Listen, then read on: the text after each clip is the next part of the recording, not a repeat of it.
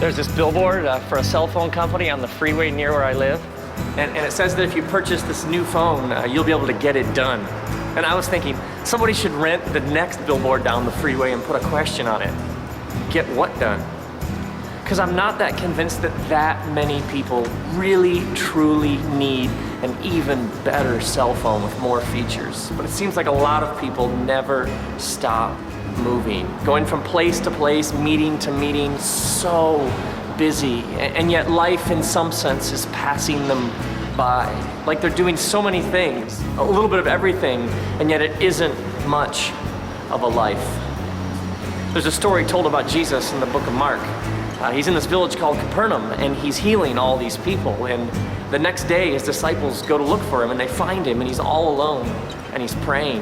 And they say to him, everyone's looking for you. And why is everyone looking for him? Because he's been healing people. He's been doing that thing that he does. He's been fixing things. He's been making things right. And Jesus' answer to them, he says to them, let's leave.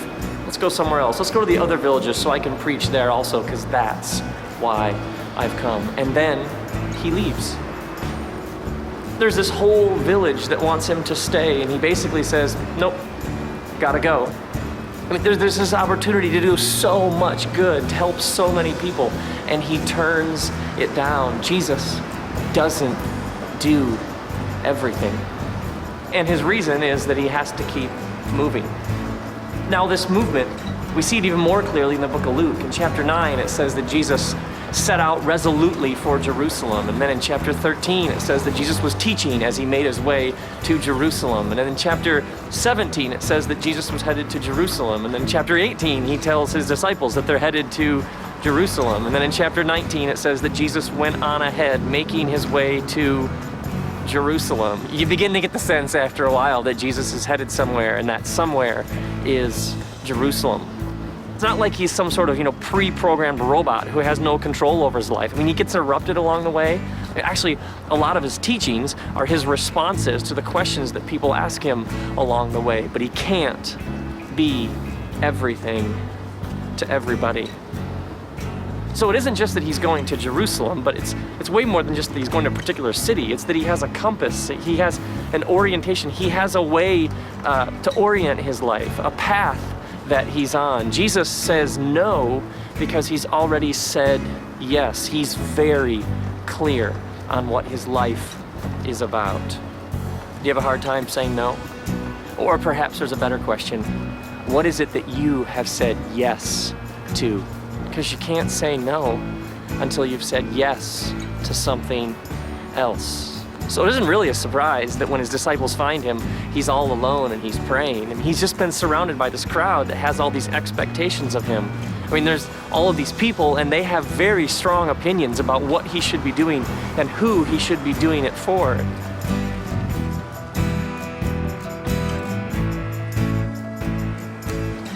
And so Jesus retreats, he withdraws to check himself, to listen to God, and to make sure that all these voices haven't pulled him off track. You never see Jesus doing anything out of obligation. You never hear him saying, oh, I guess I should because I'm supposed to. That's actually the tension in the Gospels, is he's willing to go against the expectations of the crowd in order to be true to the few things he is pursuing. He doesn't let what everybody wants direct his path. And you never see Jesus stressed or worried that he's going to let people down or worried about what people are going to think. And you never hear Jesus saying, oh, I'm just so busy. The Danish philosopher Søren Kierkegaard said that a saint is the person who can will the one thing. He was talking about the kind of person who knows exactly what their life is about. You have a life force. You have these God-given energies. And if they aren't focused and disciplined in really specific sorts of ways, if these energies aren't focused on something, we get pulled off track. They get diffused and they dissipate and they get spread too thinly and they just aren't as strong as they could be. But when you will the one or the few most important things, you're focusing your God-given energies. Do you find yourself saying on a regular basis, I'm just so busy, or we have so much going on? Why? Why? I mean, if we were to look at your calendar, all the things you're involved with, where you're going, what you're doing, and we were to ask the question, why? Being busy is a drug that a lot of people are addicted to. I mean, now obviously there are seasons in life, you know, somebody close to you has gotten sick, or you're starting a job or a business, or it's something to do with school or your family, but we must examine the rhythms of our life if we're ever going to will the one thing.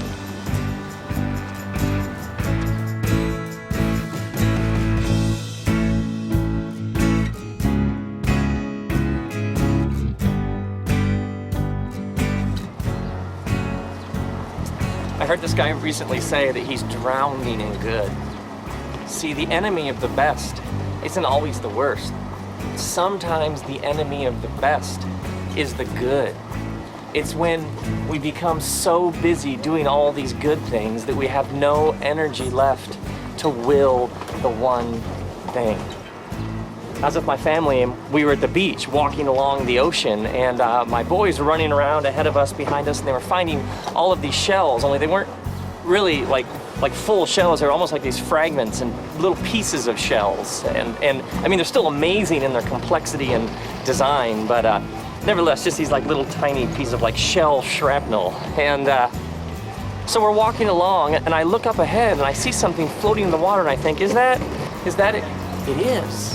And we all look out, and there, floating offshore about 30 feet, is a huge starfish. And it's just kind of bobbing there peacefully in the water. And so as a family, we stop and we're just watching it. And one of my boys gets this look in his eyes like, that starfish is mine. And so he charges into the water, and he gets partway in, and he turns and he runs back up onto the beach. And we're all like, that's your starfish, go get it, go get it. And he turns around and he runs back into the water, and he gets even farther out this time, and then he stops and he charges back up onto the beach, and he's getting more and more agitated and anxious, and we're like, what's the problem? Go get it, it's right there, you can get it. So he charges back and he goes even farther into the water this time, and at the last minute turns around and runs back up onto the beach, and he's getting more and more frustrated, more and more anxious, and we're all saying to him, what's the problem? Just get it. Why can't you get it? He says, I can't do it. And we say, why? And he says, because my hands are filled with shells.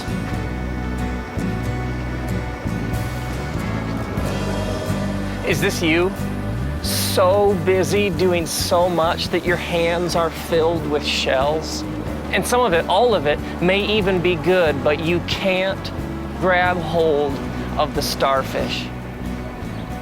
May you drop your shells in the pursuit of a simple, disciplined, focused life in which you pursue the few things God has for you. And may you be like Jesus, able to say no, because you've already said yes.